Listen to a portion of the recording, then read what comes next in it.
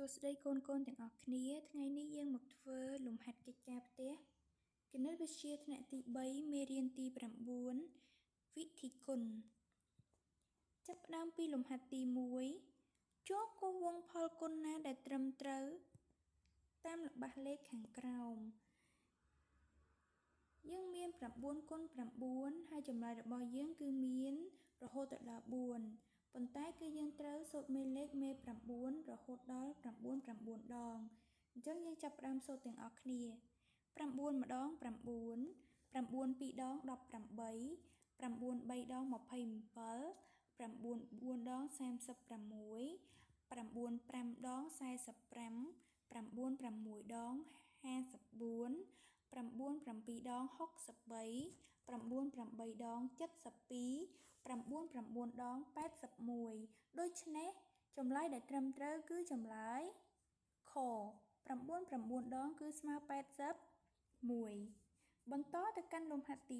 2ចូលបំពេញចន្លោះតួគុណតាមរូបភាពខាងក្រោមតើ8ប៉ុន្មានដងស្មើនឹង40រូបភាព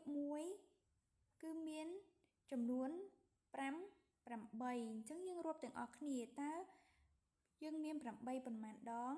8ម្ដង8 2ដង3ដង4ដងនិង5ដងដូច្នេះ8 5ដងស្មើ40យើងបន្តទៅកាន់លំហាត់ទី3ចូលគូសភ្ជាប់ផលគុណផ្នែកកទៅនឹងផ្នែកខតាមតារាងខាងក្រោម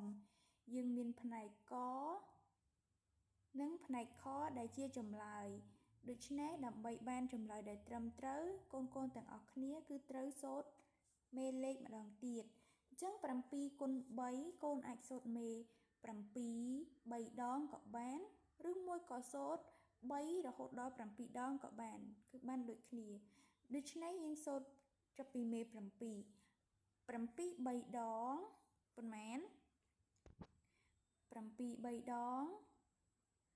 យើងសូត្រទាំងអស់គ្នា7ម្ដង7 7 2ដង14 7 3ដង21អញ្ចឹងគឺយើងគូសភ្ជាប់ទៅកាន់21លំហាត់ទី2 7គុណដោយ5ដូច្នេះយើងសូត្រមេ7រហូតដល់5ដង7 3ដង21 7 4ដង28 7 5ដង35យើងបន្តទៅលំហាត់ចុងក្រោយ7 9ដងយើងសូត្រមេលេខមេ7ទាំងអស់គ្នា7ម្ដង7 7 2ដង14 7 3ដង21 7 4ដង28 7 5ដង35 7 6ដង42 7 7ដង49 7 8ដង56 7 9ដង63ដូច្នេះចម្លើយចុងក្រោយគឺយើងគូសភ្ជាប់ទៅកាន់លេខ63បន្តទៅកាន់លំហាត់ទី4ចូលរកតួគុណដោយគូសសញ្ញាគ្រីសក្នុងប្រអប់ខាងក្រោមតើ7ប៉ុន្មានដងស្មើនឹង55អញ្ចឹងចម្លើយយើងមានកស្មើ6ខស្មើ7កស្មើ8និងខស្មើ9អញ្ចឹងយើងសូត្រមេ7ទាំងអស់គ្នាកូនអាចចាប់ផ្ដើមសូត្រពី7 6ដងក៏បានឬសូត្រពី7ម្ដងមកក៏បានប៉ុន្តែយើងចាប់ផ្ដើមសូត្រត្រឹម7 6ដងព្រោះចម្លើយគេឲ្យយើងមកត្រឹម7 6ដង7 6ដង42 7 7ដង49 7 8ដង56ដូច្នេះចម្លើយដែលត្រឹមត្រូវគឺចម្លើយកយើងតទៅលំហាត់ទី5ចូលបំពេញប្រអប់នៃវិធីគុណខាងក្រោមតើ9ប៉ុន្មានដងស្មើនឹង81អញ្ចឹងយើងសូត្រមេ9ទាំងអស់គ្នា9ម្ដង9 9 2ដង18 9 3ដង27 9 4ដង36 9 5ដង45 9 ដង45 9 6ដង54 9 7ដង63 9 8ដង72 9 9 ដង 81 ដូច្នេះចម្លើយរបស់យើងគឺ 9 គុណនឹង 9 ស្មើ 81 បន្តទៅទៀត9គុណនឹង4តើស្មើប៉ុន្មានអញ្ចឹងយើងសូត្រមេ9ម្ដងទៀតទាំងអស់គ្នា9ម្ដង9 9 2ដង10សំទោស9ម្ដង9 9 2ដង18 9 3ដង27 9 4ដង35 ដូច្នេះយើងសរសេរលេខ35 យើងបន្តទៅលំហាត់ទី6ចូលបំពេញចន្លោះផលគុណតាមរូបខាងក្រោមអញ្ចឹងគឺយើងចាប់ផ្ដើមពីលេខ8យើងមើលទាំងអស់គ្នា8ម្ដង8អញ្ចឹង8 2ដង16 8 3ដង24ដូច្នេះយើងបំពេញលេខ24 8 4ដង32ថែម8ទៀត8 5ដង40យើងថែម8 6ដង48 8 8 2ដង56 8 8ដង64រួចយើងបន្តទៅលំហាត់ទី7ចូលបំពេញចន្លោះផលគុណក្នុងតារាងខាងក្រោមយើងមានតួគុណទី1តួគុណទី2និងតារាងយើងធ្វើចាប់ពីតារាងទី1 8គុណ6រួចយើងសូត្រមេលេខទាំងអស់គ្នា8 6ដងស្មើយើងសូត្រទាំងអស់គ្នា8ម្ដង8 8 2ដង16 8 3ដង24 8 4ដង32 8 4ដង42 8 5ដង40 8 6ដង45អញ្ចឹងយើងសរសេរលេខ48បន្តទៅជួរទី2តើ8ប៉ុន្មានដងស្មើ24អញ្ចឹងយើងសូត្រទាំងអស់គ្នា8ម្ដង8 8 2ដង16 8 3ដង24ដូច្នេះគឺ8 3ដងយើងសរសេរលេខ3 9 ដងសំទោស9 8ដងអញ្ចឹងយើងសូត្រមេ9ទាំងអស់គ្នារហូតទៅដល់9 8ដង9ម្ដង9 9 2ដង18 9 3ដង27 9 4ដង36 9 5ដង45 9 6ដង54 9 7ដង63 9 8ដង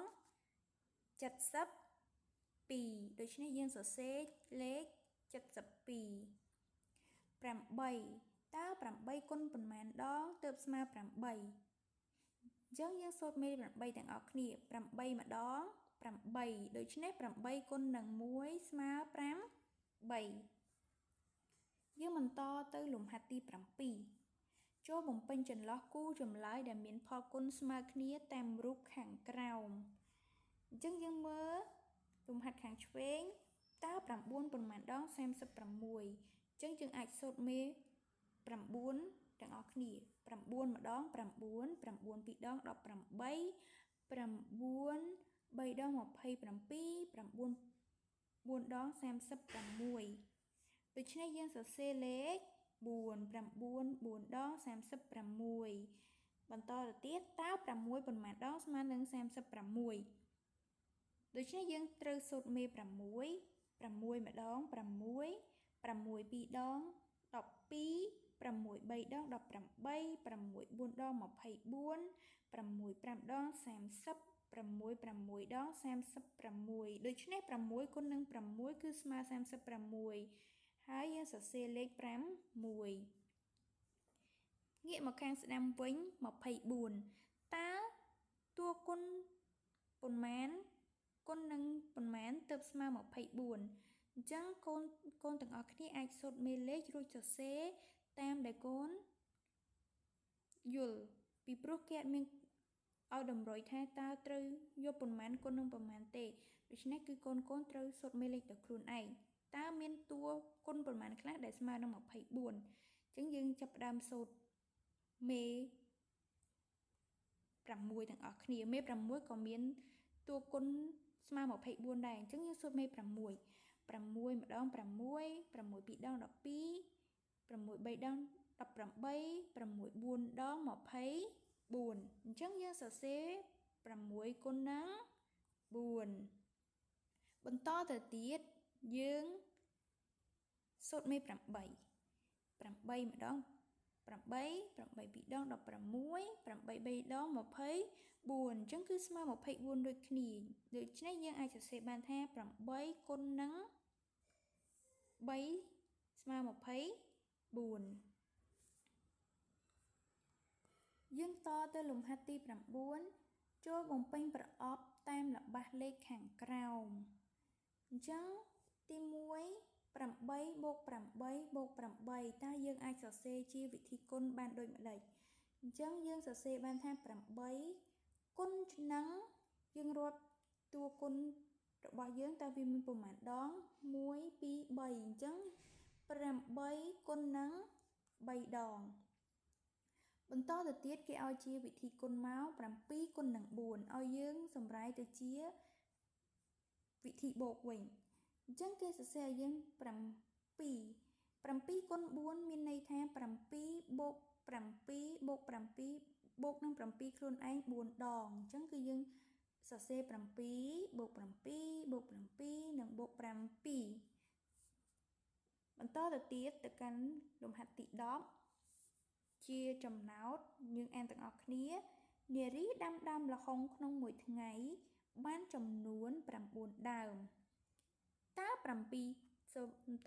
តើ5ថ្ងៃនារីដាំល្ហុងបានចំនួនប៉ុន្មានដើមអញ្ចឹងយើងត្រូវយកក្នុងមួយថ្ងៃដែលនារីដាំបាន9ដើមគុណជាមួយនឹងចំនួន5ថ្ងៃអញ្ចឹងយើងត្រូវសូត្រមេលេខ9រហូតដល់5ដងអញ្ចឹងយើងសូត្រទាំងអស់គ្នា9ម្ដង9 9 2ដង18 9 3ដង27 9 4ដង36 9 5ដង45ដូច្នេះចម្លើយដែលត្រឹមត្រូវគឺ9សំទោសគឺចម្លើយខ45ដើមអញ្ចឹងតើកូនៗទាំងអស់គ្នាធ្វើត្រូវបានប៉ុន្មានភាគរយហើយបូកបន្ទុកទៅបានប៉ុន្មានកូនៗទាំងអស់គ្នាអាចព្យាយាមធ្វើលំហាត់ដោយខ្លួនឯងរួចហើយមកផ្ទៀងចម្លើយតាមក្រោយឬក៏ធ្វើម្ដងហើយម្ដងទៀតដោយខ្លួនឯងអនុវត្តម្ដងហើយម្ដងទៀតនៅផ្ទះជួបគ្នាវីដេអូក្រោយអរគុណ